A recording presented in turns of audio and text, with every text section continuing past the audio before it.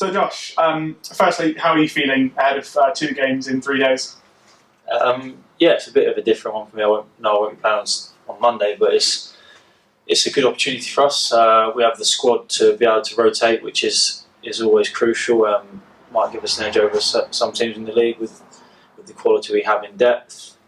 But it's a good opportunity for us to hopefully go back to back and really stake our claim and get right at the league. Yeah, and it must have been very different for you at the tail end of last season, sort of captaining a bit of a losing side. What is it like in these last 3 games, having been unbeaten and, sort of changed the end of that? You're captaining a winning side now. How does that feel? Yeah, it's a different challenge. It's much rather be dealing with this situation than last year, but everything puts its own challenges up. Do you know what I mean? We've been more focused on the things we haven't done as a group and how we can build and about trying to build some momentum and confidence really and keep us on a level playing field, never too high when we win and don't feel like the world's going to end when we lose or draw. So it's been a different challenge, but every game is a different challenge, and we're trying to build as a group, so it's kind of like a work in motion. Yeah, it must be a bit of a challenge as well for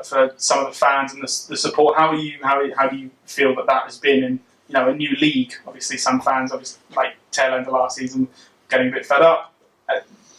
You're on a bit of a winning run now. So how do you think the fans and the support has helped you and players personally? Yeah, I think the fans have turned out in their numbers, and it's been brilliant. And hopefully, throughout the season, we'll give them plenty of reasons to come back, and those who have stayed away still will hopefully entice them in. It's an exciting part to be a part of.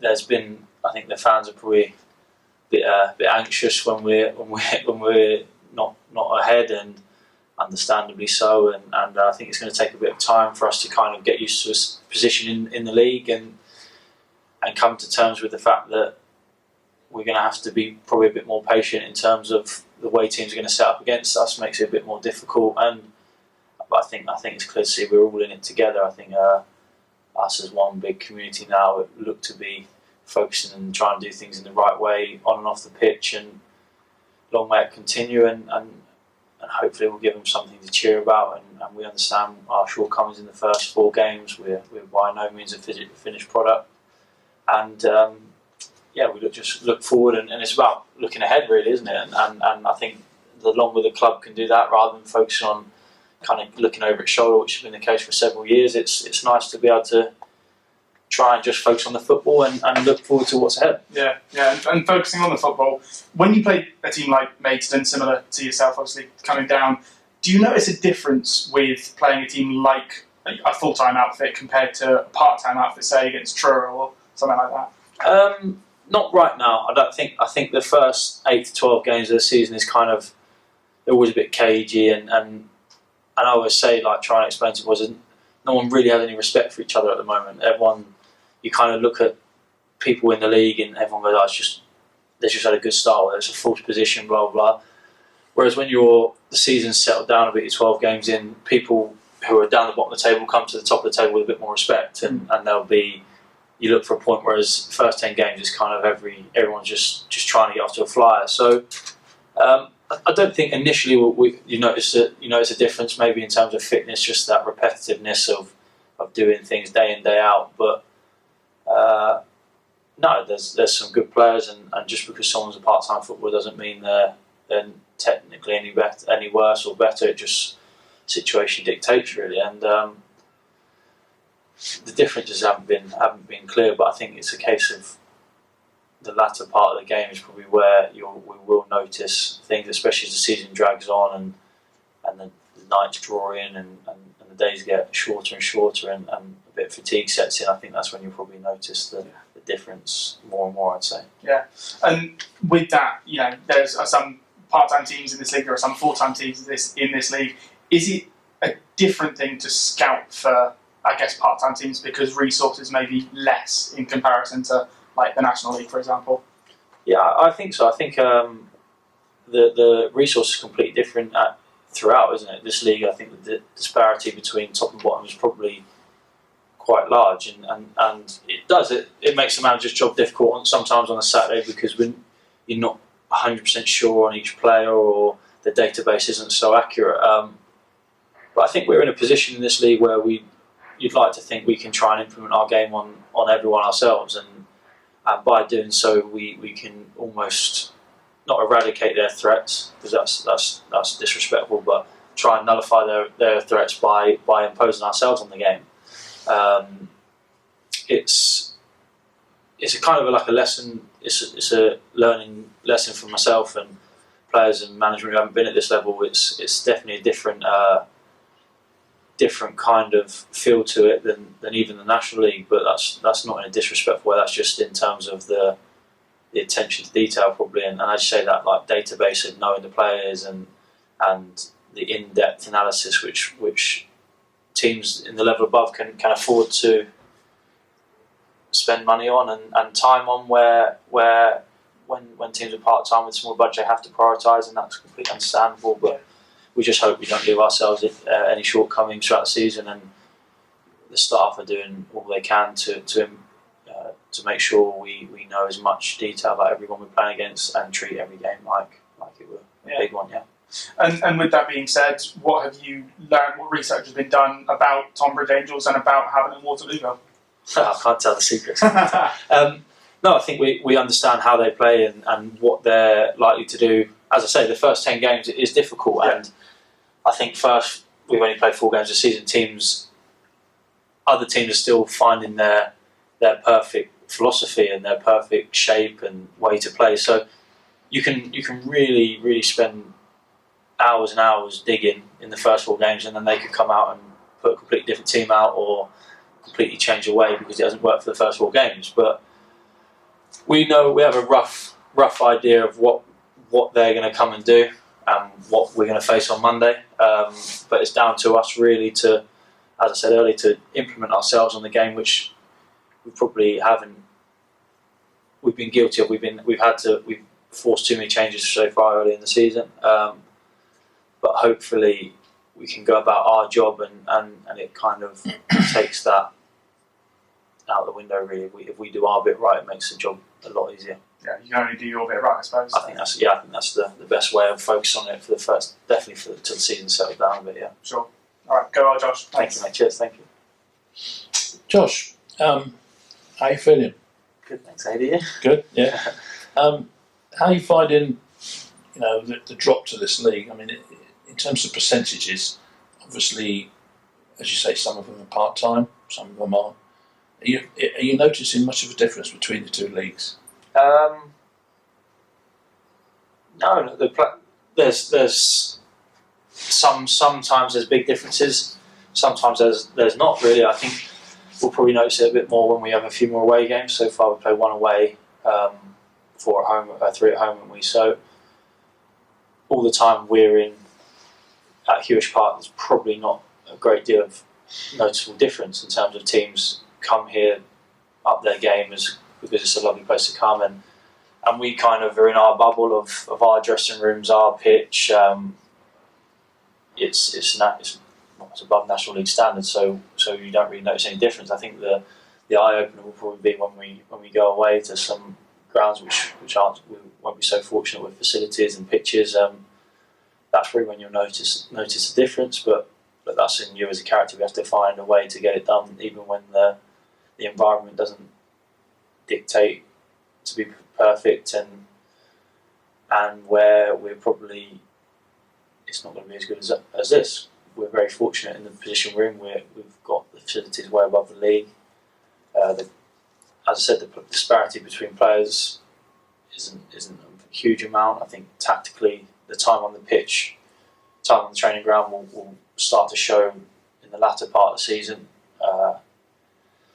When injuries and things kick in and depth of squad comes in, but so far all our home games when we've got 3,500 here, it feels like a National League game, and we just kind of have to get used to being at the level and respecting the level, and we're all only as good as the level we play, aren't we? So we've got to make the most of it.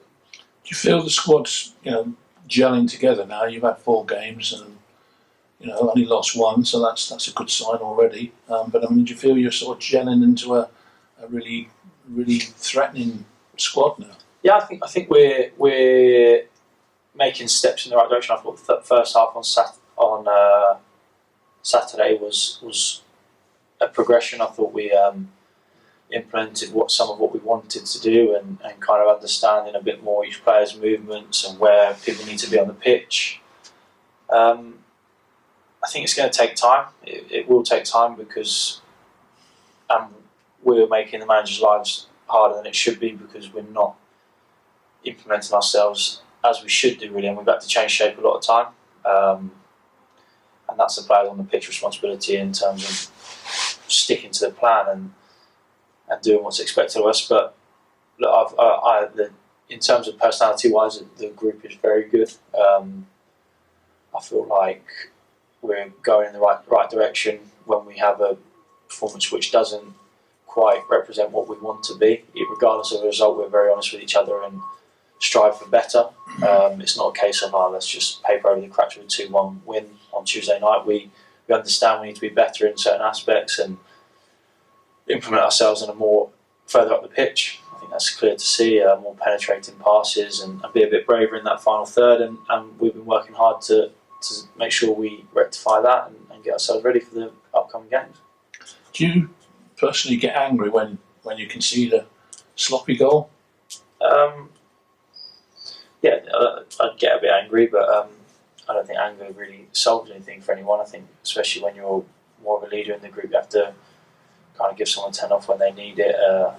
But I think calmness resonates through the group. And look, you go through periods, and we'll learn that as a team. Individual players will learn that, where sometimes in your career you have a period of 5-6 games where every single mistake you make seems to concede a goal, and then it completely swings and you make a horrible mistake and they miss a target. It's kind of swings and roundabouts, you're saying, isn't it? But I think the most important thing is, while we're going through that period where every single mistake seems to be punished, we haven't lost. We could have easily come off the other side of it, and we could have capitulated as a group and really not got to the start we wanted to get to. Really, we're just below. I think you want to average really 2 points a game if you're going to be successful. Just slightly below that, but after 4 games, it was important. We just kind of got the ball rolling, and I don't think it's worth. Obviously, there's a time and place to get angry, and if someone needs telling off, but I don't think it's worth completely throwing toys out the pram over. A lot of the time, people understand they've made a mistake, or we definitely understand as a unit. So it's kind of each person reacts differently to it. Trying to remain calm, and I think if we were out there getting angry, screaming at each other, we wouldn't have been in a position to turn the games around. So it's kind of one of those periods now, and we'll come out the other side of it definitely. I mean, when you look at it, you've played 4, to come back and be unbeaten after that first defeat shows a lot about, because you didn't let that get you down too much, and it could have, because everybody was so hyped up for that Hampstead game, so the sense of, oh God, we've lost again kind of thing. So you've done well really to come back from that, I think, as a team, and long may it continue. But we've talked about it a lot. Your problems with plastic pitches. Do you think that's going to be, from a point of view of consistency of your performance, not the team, just you, the fact that you can have a few games off must be good from a point of view of small, niggly little injuries that you might pick up. On the other hand, is it going to disrupt your sort of flow, your consistency, do you think?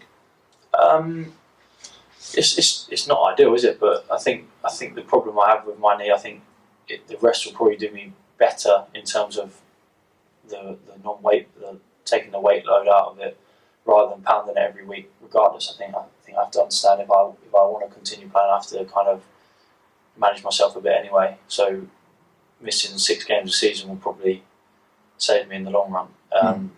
As hard as it is and as disappointing as it is, and I think it's down to me as a character, isn't it? I think I've got to make sure I do everything right in the week. Just because I won't be playing on that game, it doesn't mean I can just down tools and kind of just wait for the next one. It's still competition for places. I've got to then prove myself to get back in the team the next week if we have a good result. So it's a really different challenge. I think ultimately it's unfortunate. It's one I kind of have to miss.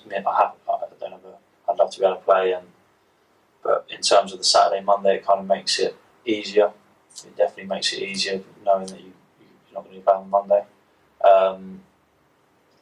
But yeah, it's. I think I'm still kind of. Still kind of getting going after a very cautious pre-season.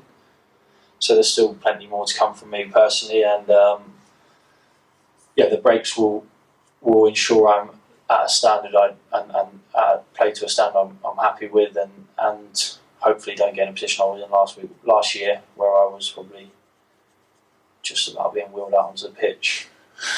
So yeah, unfortunately, missing 7 games might give me an extra few years, hopefully. So yeah, we'll see. Well, best of luck on Saturday anyway, Thank you. and Monday. Yeah, cheers. Thanks for talking to us. Thank you, mate. Cheers. Lovely.